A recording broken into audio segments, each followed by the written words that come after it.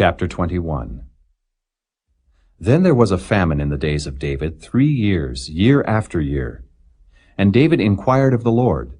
And the Lord answered, It is for Saul and for his bloody house, because he slew the Gibeonites. And the king called the Gibeonites, and said unto them, Now the Gibeonites were not of the children of Israel, but of the remnant of the Amorites. And the children of Israel had sworn unto them. And Saul sought to slay them in his zeal to the children of Israel and Judah.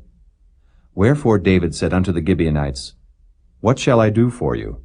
And wherewith shall I make the atonement, that ye may bless the inheritance of the Lord? And the Gibeonites said unto him, We will have no silver nor gold of Saul, nor of his house. Neither for us shalt thou kill any man in Israel. And he said, What ye shall say, that will I do for you. And they answered the king, The man that consumed us, and that devised against us that we should be destroyed from remaining in any of the coasts of Israel, let 7 men of his sons be delivered unto us, and we will hang them up unto the Lord in Gibeah of Saul, whom the Lord did choose. And the king said, I will give them. But the king spared Mephibosheth, the son of Jonathan, the son of Saul, because of the Lord's oath that was between them, between David and Jonathan, the son of Saul.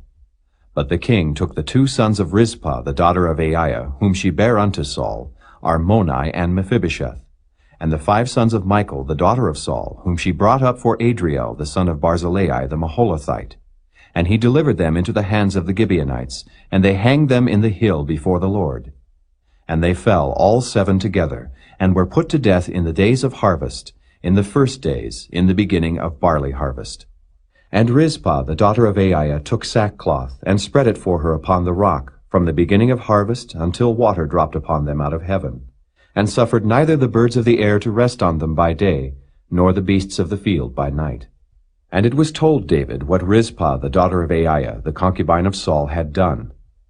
And David went and took the bones of Saul and the bones of Jonathan his son from the men of Jabesh-Gilead, which had stolen them from the street of Beth-shan, where the Philistines had hanged them, when the Philistines had slain Saul in Gilboa.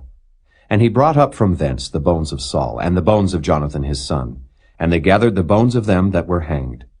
And the bones of Saul and Jonathan his son buried they in the country of Benjamin in Zelah, in the sepulchre of Kish his father. And they performed all that the king commanded. And after that God was entreated for the land. Moreover, the Philistines had yet war again with Israel. And David went down, and his servants with him, and fought against the Philistines. And David waxed faint. And Ishbi-Benob, which was of the sons of the giant, the weight of whose spear weighed 300 shekels of brass in weight, he being girded with a new sword, thought to have slain David. But Abishai the son of Zeruiah succored him, and smote the Philistine, and killed him. Then the men of David sware unto him, saying, Thou shalt go no more out with us to battle, that thou quench not the light of Israel. And it came to pass after this, that there was again a battle with the Philistines at Gob. Then Sibbecai the Hushathite slew Saph, which was of the sons of the giant. And there was again a battle in Gob with the Philistines, where Elhanan the son of Jehoram a Bethlehemite slew the brother of Goliath the Gittite, the staff of whose spear was like a weaver's beam.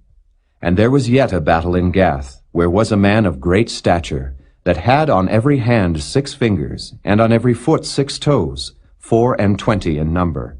And he also was born to the giant. And when he defied Israel, Jonathan the son of Shimeah, the brother of David, slew him. These 4 were born to the giant in Gath, and fell by the hand of David, and by the hand of his servants.